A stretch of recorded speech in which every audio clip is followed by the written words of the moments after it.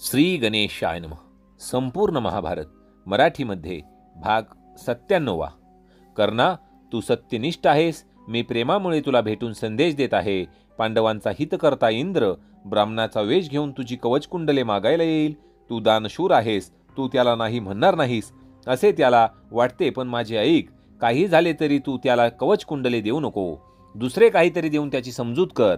तुझ्या कुंडलात अमृत आहे, त्यामुळे तुला कोणी मारू शकणार नाही. कवच अभेद्य आहे.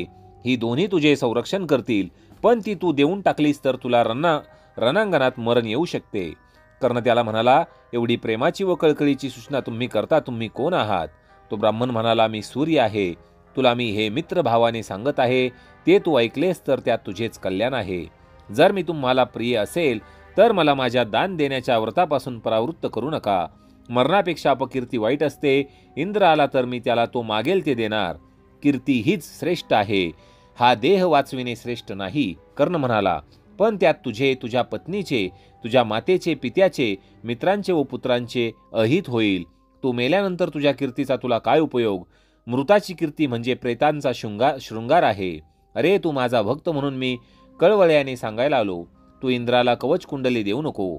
एकीकडे तू अर्जुनाला मारण्याची प्रतिज्ञा करून बसला आहेस, आणि जर तू असुरक्षित राहिलास तर अर्जुनच तुला मारून टाकेल. अरे, सत्य प्रतिज्ञा करणार म्हणून जी कीर्ती व्हायची तीही होणार नाही. सूर्याने अशा रीतीने कर्णाची त्यावेळी समजूत घालण्याचा प्रयत्न केला, पण कर्णाने त्याचे ऐकले नाही. मग सूर्य म्हणाला, अरे वत्सा, तू जर इंद्राला कवच कुंडले देणारच असलास तर त्यांच्या बदल्यात इंद्राकडून शत्रूंच्या खात्रीने नाश करणारी अमोघ अशी शक्ती तू मिळव. त्या अटीवरच तू वाटल तर कवच कुंडले दे. सूर्य अंतर्धान पावले. दुसरा दिवस उजाडला. जप करताना कर्णाला सर्व स्वप्न आठवले. जप संपला की त्याच्यापुढे साक्षात सूर्य येत असे. त्याला त्याने स्वप्नातले संभाषण सांगितले व सूर्याने ते खरे असल्याचे मान्य केले. सौती म्हणाले, कर्णाचा जन्म कसा झाला ते मी मागे वर्णन केलेच आहे. कुंती ही कन्या असताना सूर्याच्या मंत्रानेच तो तिला झाला. त्याला तिने दासीच्या साह्याने नदीत एका पेटाऱ्यात ठेवून सोडून दिले. ज्यावेळी सूर्याचे व कुंतीचे संभाषण प्रथम झाले तेव्हा तिने सूर्याला असे म्हटले होते की जो पुत्र होईल तो सूर्यासमान तेजस्वी व अबद्ध कवच व कुंडले यांनी युक्त असावा. तिच्या मागण्याप्रमाणेच तो असा जन्मास आला होता.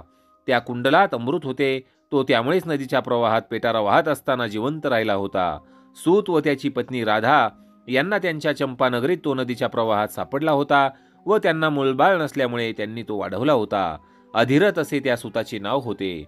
तिकडे धर्माला कर्णाच्या त्या कवच कुंडलामुळे संग्रामात पुढे आपल्याला जय मिळेल की नाही याची चिंता लागली होती. इंद्राने दुसऱ्या दिवशी खरोखरच ब्राह्मणाच्या वेशात येऊन कर्णाजवळ कवच कुंडलाची मागणी केली. कर्णाने सूर्याच्या उपदेशाप्रमाणे युक्तिवाद करून दुसरे काहीतरी मागण्यास सांगितले, पण इंद्र त्याची मागणीच धरून बसला. इंद्राने कर्णाला म्हटले की रात्री सूर्याने तुला स्वप्नात येऊन सांगितले आहे हे मला ठाऊक आहे. कर्णाला आश्चर्य वाटले. मग त्याने इंद्राजवळ अमोघ अशी शक्ती मागितली व कवच कुंडले देऊन टाकली. इंद्राने त्याला शक्ती देताना सांगितले की कर्णा, ही शक्ती अमोघ आहे. तू फक्त एकदाच व एकाच बलाढ्य शत्रूवरती टाक. त्याला मारून ती मग माझ्याकडे परत येईल. ती शक्ती म्हणजे एक बाण होता. कर्णाने मनाशी विचार केला की परशुराम व द्रोण यांनी शिकवलेल्या शस्त्रास्त्रांनी मी इतर शत्रूंचा निपात करेल, पण फक्त अर्जुनासाठी मी ही शक्ती राखून ठेवेल. मग बघेल कसा तो जिवंत राहील. इंद्राला त्याने शरीराला चिटकून वाढवलेले कवच कापून दिले. कानातली कुंडले तोडून दिली, पण इंद्राच्या कृपेने त्याचे शरीर अविकृत राहिले. रक्ताने ओले कवच व कुंडले इंद्राने घेतली. कर्ण इंद्राला म्हणाला की देवा, तुला मजपाशी दान मागायला यावे लागले हे काय थोडे यश आहे? इंद्रा, मी अत्यंत संकटात असतानाच या शक्तीचा उपयोग करील.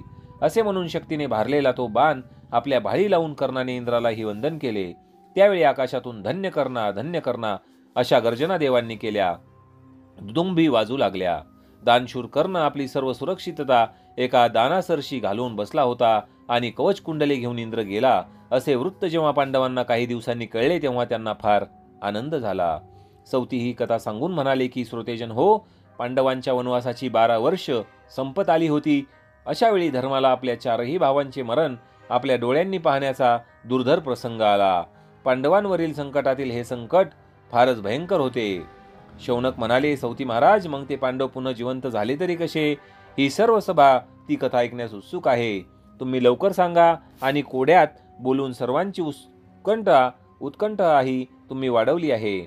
सौती म्हणाले, ऐका तर.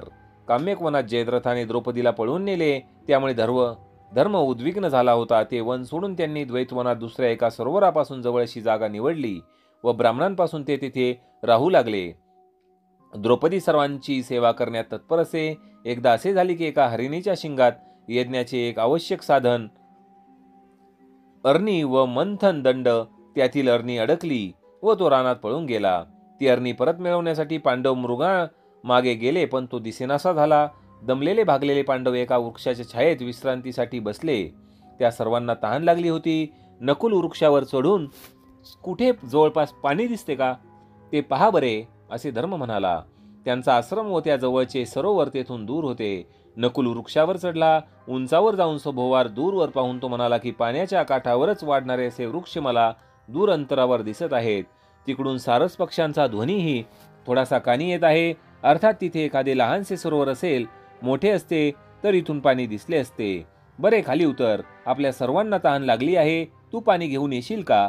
हो, आणतो, पण आपल्याजवळ पात्र कलशही नाही. खरेच आता काय करावे?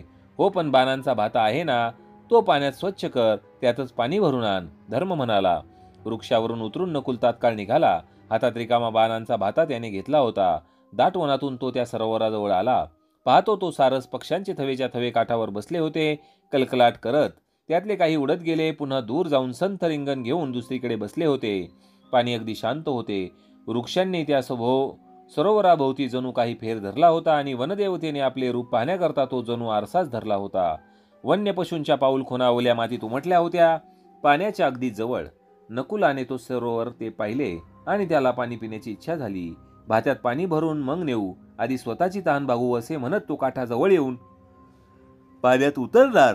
तोच आकाशातून जवळच कोणीतरी बोलल्यासारखा आवाज आला. अरे थांब, माझे सरोवर आहे. तू पाण्याला स्पर्श सुद्धा करू नको. माझ्या प्रश्नांची उत्तरे आधी दे आणि मगच तुला पाणी पिता येईल. कोणाचा आवाज? आसपास पाहिले तर कोणी दिसेना. तिकडे विशेष लक्ष न देता नकुल सरळ ओंजळीने पाणी पिऊ लागला आणि पाण्याचा घोट पोटात जाताच मरून पडला. त्याला इतका विलंब कसा लागला असे काही वेळाने धर्माला वाटले. सहदेवाने त्याला पाणी आणण्यास पाठवले. त्यालाही तसे चढवण्यात आले, पण तोही पाणी प्यायला व मरून पडला. धर्माने काही वेळाने अर्जुनाला पाठवले.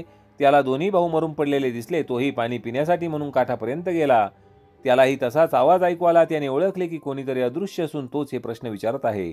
तू कोण आहेस? असा समोर ये. भिवून अदृश्य होऊन काय राहतोस?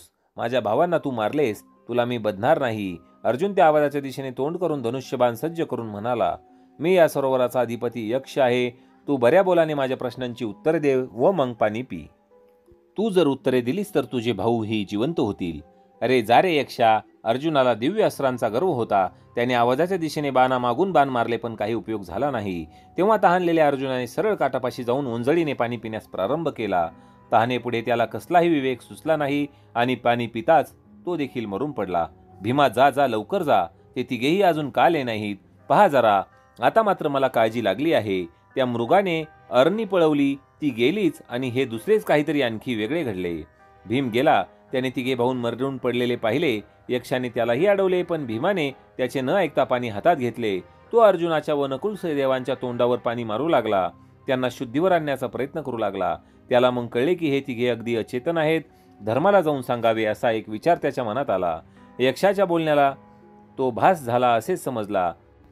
उर्वरित कथा श्रोते हो महाभारताच्या भाग 98 मध्ये. धन्यवाद.